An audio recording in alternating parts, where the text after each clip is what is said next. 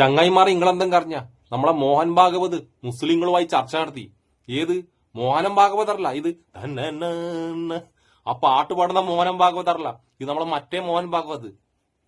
ഞാൻ പശുവെ കൊണ്ട് അതിനെ തുണ്ടം തുണ്ടമായി വെട്ടി നുറുക്കി സാപ്പിട്ട മുസ്ലിങ്ങളെ ഉങ്ങളെ നാം വിടമാട്ടാന്ന് പറഞ്ഞ മോഹൻ ഭാഗവതറല്ലേ. ഓ ഞാൻ തമിഴാ പറഞ്ഞല്ലേ, ഈ മോഹൻ ഭാഗവത് ഹിന്ദിയല്ലേ, കുഴപ്പമില്ല, അത് ഹിന്ദിയിലേക്ക് തർജ്ജമ ചെയ്യാം നമുക്ക്.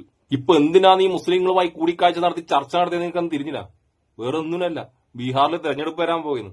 ബീഹാർ ഇനി കുറച്ചും കൂടി മാത്രമേ നശിക്കാൻ ബാക്കിയുള്ളൂ, ബാക്കി ബീഹാർ മൊത്തം നശിച്ച് ഈ മുസ്ലിങ്ങളെയും കൂടി കൂട്ടുപിടിച്ചിട്ട് ആ ബാക്കിയുള്ള ബീഹാറിനെയും എത്രയും പെട്ടെന്ന് നശിപ്പിച്ച് നാമാവിശേഷാക്കണം ഈ സംഖ്യക്ക്. അതിന് വേണ്ടിയിട്ടുള്ള പിന്തുണക്ക് വേണ്ടിയുള്ള ഒരു കൂടിക്കാഴ്ച മാത്രമേ ഇത്. നമുക്കെന്തായാലും ആ കൂടിക്കാഴ്ചന്റെ വാർത്തയിലേക്ക് കടക്കാം. ബാ. ഡൽഹിയിൽ ഇസ്ലാം മത പണ്ഡിതന്മാരുമായി കൂടിക്കാഴ്ച നടത്തിയ RSS തലവൻ മോഹൻ ഭാഗവത്. ഹിന്ദു മുസ്ലിം ഐക്യവും സമാധാനവും ലക്ഷ്യമിട്ടുള്ള കൂടിക്കാഴ്ചയിൽ 50 ഇസ്ലാം മത പണ്ഡിതർ പങ്കെടുത്തു. അജീഷ് ജയകുമാറുണ്ട് ഇപ്പോൾ ഡൽഹിയിൽ നിന്ന് വിവരങ്ങളുമായി. അജീഷ്, വിശദാംശങ്ങൾ. ഉന്മേഷ്, ഇന്ന് രാവിലെ ആയിരുന്നു ഡൽഹിയിലെ ഹരിയാന ഭവനിൽ ഇത്തരത്തിലൊരു കൂടിക്കാഴ്ച നടന്നത്. RSS മേധാവി ഡോക്ടർ മോഹൻ ഭാഗവത് കൂടാതെ തന്നെ RSSന്റെ പ്രധാനപ്പെട്ട നേതാക്കളും ഈ യോഗത്തിൽ പങ്കെടുത്തിരുന്നു. ജോയിന്റ് സെക്രട്ടറി കൃഷ്ണഗോപാൽ, ഇന്ദ്രേഷ് കുമാർ ഇവരും ഈ RSSന്റെ ഭാഗമായിട്ട് ഈ യോഗത്തിൽ പങ്കെടുത്തിരുന്നു. കൂടാതെ രാജ്യത്തെ പ്രധാനപ്പെട്ട 50 ഇസ്ലാം മത പണ്ഡിതന്മാരും ഈ യോഗത്തിൽ ഉണ്ടായിരുന്നു. അതിൽ പ്രധാനമായും ഈ ഉമർ അഹമ്മദ് ഇല്യാസി, അദ്ദേഹം ഓൾ ഇന്ത്യ ഇമാം ഓർഗനൈസേഷന്റെ അധ്യക്ഷനാണ്, മേധാവിയാണ്. ഇവർ കൂടാതെ പല മേഖലയിൽ നിന്നുള്ള മുസ്ലിം മത പണ്ഡിതന്മാരും ഈ യോഗത്തിൽ പങ്കെടുത്തിരുന്നു. പ്രധാനമായും ഹിന്ദു മുസ്ലിം ഐക്യം ഊട്ടിയുറപ്പിക്കുക, അതേപോലെ തന്നെ സമാധാനം, അന്തരീക്ഷത്തിലെ സമാധാനം കൂടുതൽ ശക്തമാക്കുക തുടങ്ങിയ വിഷയങ്ങൾ അത് ചർച്ച ചെയ്യാനും പ്രശ്നങ്ങളെല്ലാം പരിഹരിക്കാനും ലക്ഷ്യമിട്ടുകൊണ്ടായിരുന്നു ഈ കൂടിക്കാഴ്ച നടന്നത്. ഇന്ന് രാവിലെയായിരുന്നു ഈ കൂടിക്കാഴ്ച നടന്നത്. അടുത്തിടെ ഈ RSSന്റെ ചില നേതാക്കളുടെ ഭാഗത്തു നിന്നുണ്ടായ ചില പ്രതികരണങ്ങൾ, മാത്രമല്ല BJPയുടെ ചില നേതാക്കളുടെ ഭാഗത്തു നിന്നുള്ള പ്രതികരണങ്ങൾ, അത് രണ്ട് വിഭാഗങ്ങൾ തമ്മിലുള്ള അകൽച്ച വർദ്ധിപ്പിച്ചു. ഈ വിഷയങ്ങളിൽ ഈ അകൽച്ച ഇല്ലാതാക്കാൻ വേണ്ടിയിട്ട് കൂടി ലക്ഷ്യമിട്ടായിരുന്നു, പ്രശ്നങ്ങൾ സംസാരിച്ച് പരിഹരിക്കാൻ വേണ്ടിയിട്ടായിരുന്നു ഇങ്ങനെയൊരു ചർച്ച നടന്നത്. ഇതിനു മുമ്പും RSS മേധാവി മുസ്ലിം മത പണ്ഡിതന്മാരുമായി കൂടിക്കാഴ്ച നടത്തിയിരുന്നു. അത് ഈ ഗ്യാൻബാബി വിഷയത്തിലും ഒപ്പം തന്നെ അന്ന് ഹിജാബ് വിഷയങ്ങളൊക്കെ വലിയ വിവാദമായി ചർച്ചയായി നിന്നപ്പോഴായിരുന്നു അന്ന് കൂടിക്കാഴ്ച നടത്തിയത്. അന്നും ഈ പ്രശ്നങ്ങളൊക്കെ പരിഹരിക്കാനായി ചർച്ച നടന്നിരുന്നു. അതിനുശേഷമാണ് ഇപ്പോൾ ഈ കൂടിക്കാഴ്ച നടത്തുന്നത്. കൂടിക്കാഴ്ചയിൽ എന്തൊക്കെ വിഷയങ്ങളാണ് ചർച്ച ചെയ്യുന്നുള്ള വിശദാംശങ്ങൾ ഇതുവരെയ്ക്കും പുറത്തു വന്നിട്ടില്ല. വരും മണിക്കൂറുകളിൽ അക്കാര്യങ്ങൾ കൂടി പുറത്തു വരുമെന്നാണ് നമ്മൾ പ്രതീക്ഷിക്കുന്നത്. അജീഷ് ജയകുമാറാണ് വിവരങ്ങൾ നൽകി. എനക്ക് തിരിയാത്തത് ഹിന്ദുവും മുസ്ലിമും തമ്മിലുള്ള പ്രശ്നം തീർക്കാൻ വേണ്ടിട്ട് എന്തിനാ RSSകാരൻ മുസ്ലിമിനെ കാണുന്നു? അല്ല, ഹിന്ദുവും മുസ്ലിം തമ്മിൽ ലോകത്ത് എവിടെയെങ്കിലും പ്രശ്നമുണ്ടാ? ഇന്ത്യയിൽ വിട്, ലോകത്ത് എവിടെയെങ്കിലും ഹിന്ദുവും മുസ്ലിം തമ്മിൽ യാതൊരു പ്രശ്നവുമില്ല. പക്ഷെ മുസ്ലിങ്ങളും RSSും തമ്മിൽ പ്രശ്നമുണ്ട്. ആ പ്രശ്നം ഇങ്ങനെ ചർച്ചയിൽ തീർക്കാൻ പറ്റുമോ?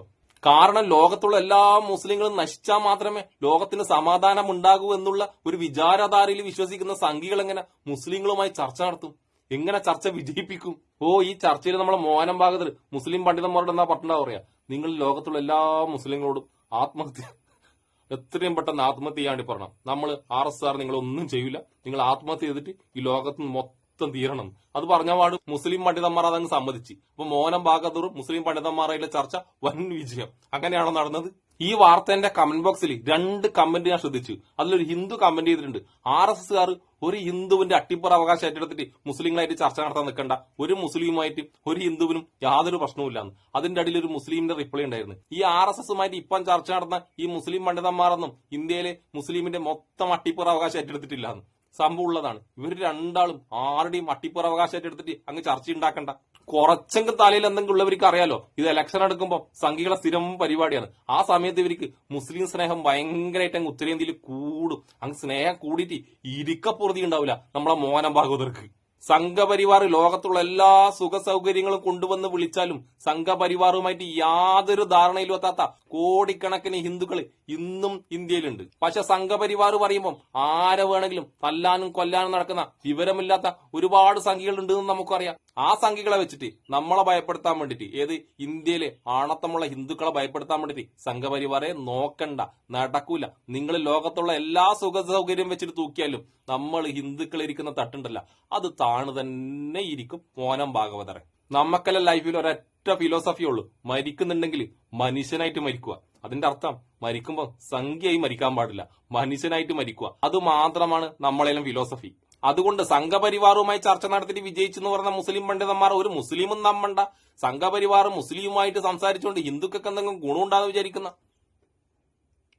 സംഘപരിവാറും മുസ്ലിമും സംഘപരിവാറും മുസ്ലിമും സംസാരിച്ചത് ഹിന്ദുവിന് വേണ്ടിയാണെന്ന് സംഘപരിവാറും മുസ്ലിം പണ്ഡിതരും സംസാരിച്ചതുകൊണ്ട് ഹിന്ദുവിന് എന്തെങ്കിലും ഗുണമുണ്ടാവുന്ന ഹിന്ദുക്കളും നമ്പണ്ട, ഇതിനിടയിൽ ഒന്നും നമുക്ക് സംഭവിക്കില്ല എന്ന് ക്രിസ്ത്യാനികളും നമ്പണ്ട. സംഘപരിവാറിന് മുസ്ലിമും ഹിന്ദുവും ക്രിസ്ത്യാനിയും എല്ലാം ഒരു ലെവലിലേ ഉള്ളൂ.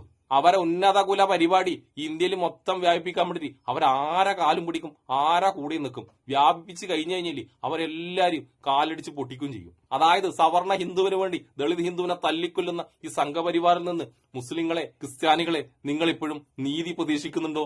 നിഷ്കളങ്കരെ.